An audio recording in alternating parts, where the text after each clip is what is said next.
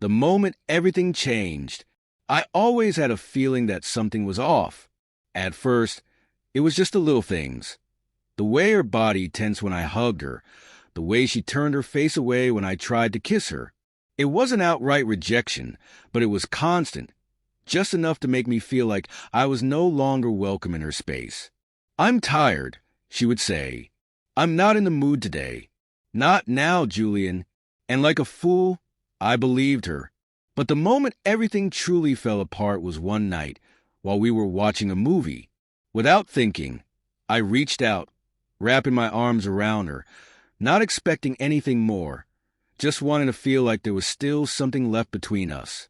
Then she pulled away, abruptly, annoyed, like I had done something wrong. "Don't touch me," she said, her voice colder than I had ever heard it. "I can't stand it." Her words sliced through me like a blade. "I can't stand it." I sat there, speechless, trying to make sense of when the woman I had shared my life with had reached this point. She must have realized how harsh she had been, but she didn't take it back. "Sorry, it's just, I don't like being hugged out of nowhere," she mumbled. Lies. We had hugged like that 100 times before. The truth wasn't that she hated being touched. She just hated being touched by me. And in that moment, I knew this had nothing to do with exhaustion or routine.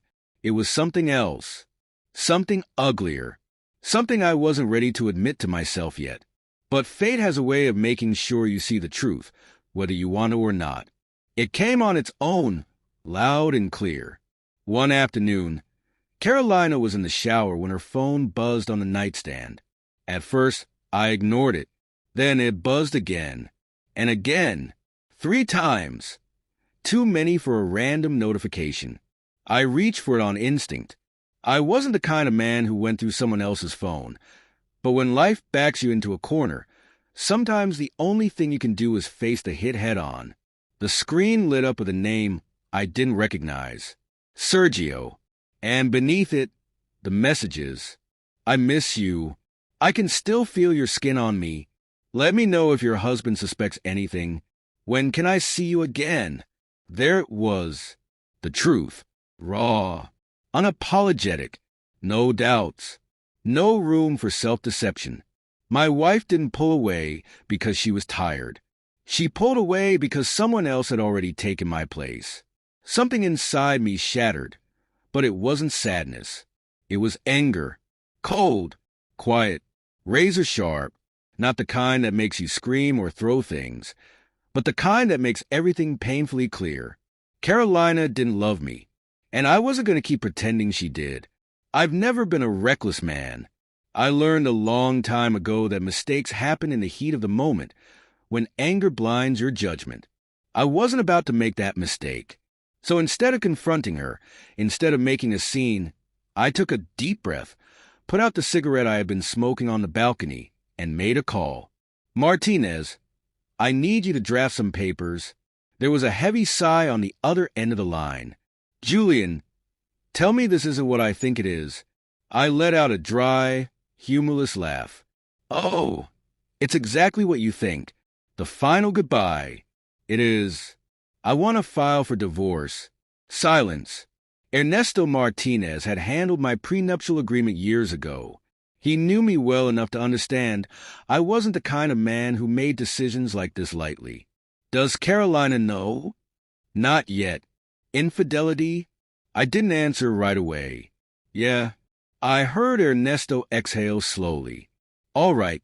Do you two have shared assets?" "No. Everything's in my name.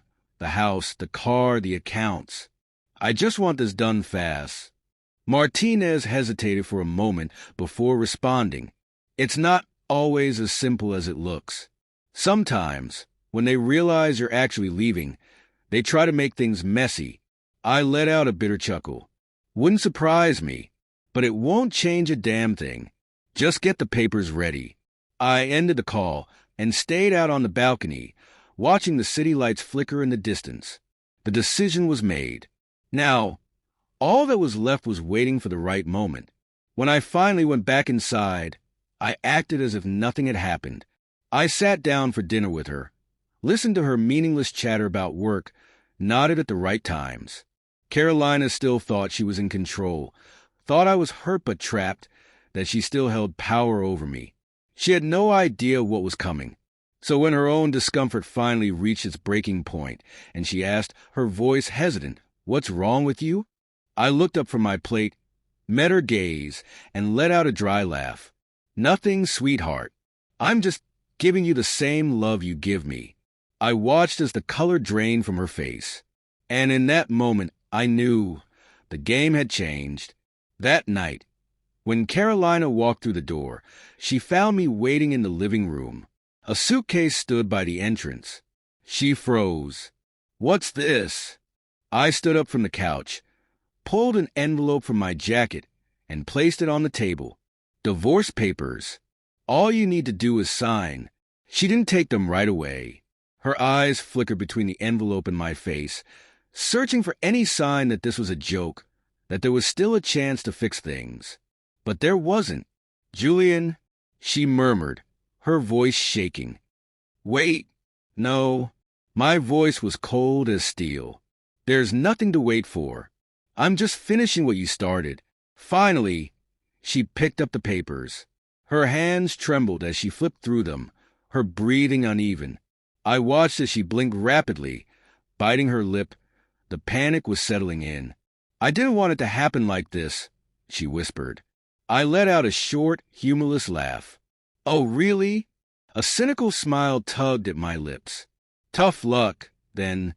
I walked over to the door and pulled it open. Carolina turned to me, and for the first time in a long time, I saw something in her eyes that no longer mattered. Regret. "Julian, please." "Don't worry." I cut her off, my voice as calm and cold as every move I had made up to this point. "I'm sure Sergio can give you the love I couldn't." And without waiting for a reply, I stepped through the doorway without looking back. No desperate pleas. No tears. Just the sound of the door closing behind me and the weight of her own lies crashing down around her.